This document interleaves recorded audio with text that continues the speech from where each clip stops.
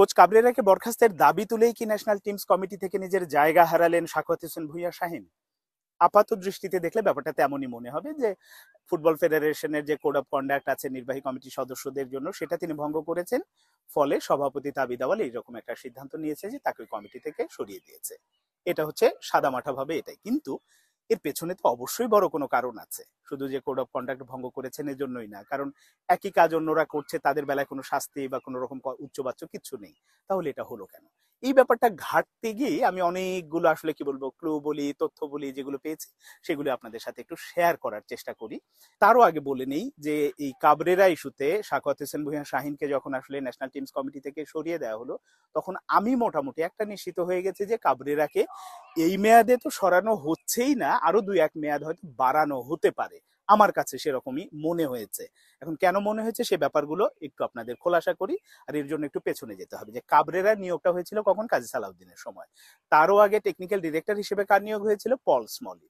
তো এই দুজনকেই বাংলাদেশে আনার পেছনে যিনি এজেন্ট হিসেবে কাজ করেছিলেন তিনি হচ্ছে কাজী সালাউদ্দিন সাহেবের মেয়ে সারাজিন। এবং তিনি এই দুজনেরই এজেন্ট হওয়ার দোষের কিছু না। আমি তার মেয়ে বলে যে এজেন্ট হয়েছে, এজেন্ট হতে পারবে না, ব্যাপারটা তা না। যে কেউ এজেন্ট হতে পারে, আমি একজনের এজেন্ট হতে পারি, আপনি হতে পারেন, যদি আমার আপনার যোগ্যতা থাকে আমরা হতে পারি, হওয়াটা দোষের কিছু না। কিন্তু একটা এজেন্টের কাছ থেকে কি ধরনের সেবা নিচ্ছে বা যে কাজের জন্য যাকে নেওয়া হচ্ছে সেই কাজের জন্য তিনি যোগ্য কিনা, উপযুক্ত কিনা, এই বিবেচনা করাটা বা এই ব্যাপারটা সিদ্ধান্ত নেওয়াটা ওই প্রতিষ্ঠানের দায়িত্ব।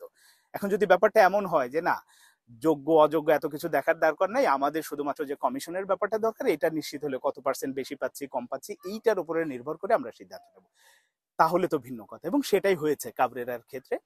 ফলে যেটা হয়েছে যে তাবিদ আওয়াল সাহেব যখন নির্বাচিত হয়ে আসলেন তিনি তো চাইলেই তাকে বদলাতে পারতেন। কাবরেরার মানে যে মেয়াদ পূর্ণ হলো তারপরে তার মেয়াদটা আসলে নতুন ভাবে না বাড়িয়ে নতুন একজন কোচ খুঁজে নিয়ে একেবারে পরিপূর্ণভাবে 4 বছরের জন্য একজন কোচকে নিয়োগ দিতে পারতেন।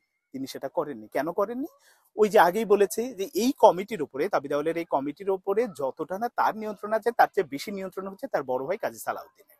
ওই সালাউদ্দিন সাহেবের মেয়ে বলি বা ওই চক্রটা বলি যারা কমিশন বাণিজ্যের সাথে যুক্ত, তাদেরকে তিনি নাড়তে চাননি, তাদেরকে মানে কি বলবো মনক্ষুণ্ণ করতে চাননি, এই কারণে ওই পথে হাঁটেননি। এই কারণে আমার কাছে মনে হচ্ছে যে কাবরেরা ইস্যুতে কেউ যদি কথা বলে থাকে, শাহীন সাহেবকে তো ন্যাশনাল টিমস কমিটি থেকে সরিয়ে দেওয়া হয়েছে, আরো হয়তো বড় শাস্তি অপেক্ষা করছে। ফলে এখন কাবরেরা ইস্যুতে দেখবেন কেউ কোনো মুখ খুলবে না। ফলে এই যে কাবরেরা এই মেয়াদে আছে 2026 সাল পর্যন্ত, তারপরে হয়তো আরো যদি 3-4 বছর বা 2.5 বছরের মতো তাবিদ আওয়াল সাহেব পুরোটাই হয়তো রেখে দেবেন, যাতে বড় ভাই মনক্ষুণ্ণ না হয়। এর বাইরে আরেকটা উদাহরণ দিই, হিসেবটা একটু মেলান। কাজী সালাউদ্দিন সাহেবের যিনি পার্সোনাল সেক্রেটারি ছিলেন, যখন নিষিদ্ধ হলো সোহাগ সাহেব, তারপরে আপদকালীন কয়েকদিনের জন্য যে নিয়োগটা দেওয়া হয় সাধারণ সম্পাদক হিসেবে, সেটা ঠিক আছে যে কাউকেই পাওয়া যাচ্ছে না, কাকে পাওয়া যায়, উনাকে একটু বসালাম। তারপরে তো তিনি সময় পেতেন, কাজী সালাউদ্দিন তো সেটা চেঞ্জ করেনি, তার পিএস হিসাবে তিনি রেখে দিয়েছেন। পরে যেটা হলো যে তাবিদ আওয়ালের হাতে সুযোগ ছিল যে তাকে কন্টিনিউ না করে নতুন একজন যোগ্য মানুষকে একজন সাধারণ সম্পাদক হিসেবে নিয়ে আসে, এবং সেটা নিয়ে আসলে দেশের ফুটবলের জন্য ভালো হতো। আমি একেবারে শুরু থেকে বলছি যে এই পোস্টটা হচ্ছে ভাইটাল পোস্ট, একটা ড্রাইভিং সিটের মতো, টোটাল ফেডারেশনকে, টোটাল একটা সংস্থাকে চালায় হচ্ছে এরকম পোস্টে যিনি থাকেন। তো যোগ্য মানুষ আসলে সেটা আরো ভালো হতো, সেটাও করেননি। কেন? ওই যে বড় ভাইয়ের পিএস যদি মন খারাপ করে বড় ভাই, এই কারণে তিনি আসলে ওদিকে হাত দেন। এটাই হচ্ছে বাস্তবতা। ফুটবল ফেডারেশন চলছেই হচ্ছে এখন আল্লাহর ওয়াস্তে, আমি যদি বলি এভাবেই।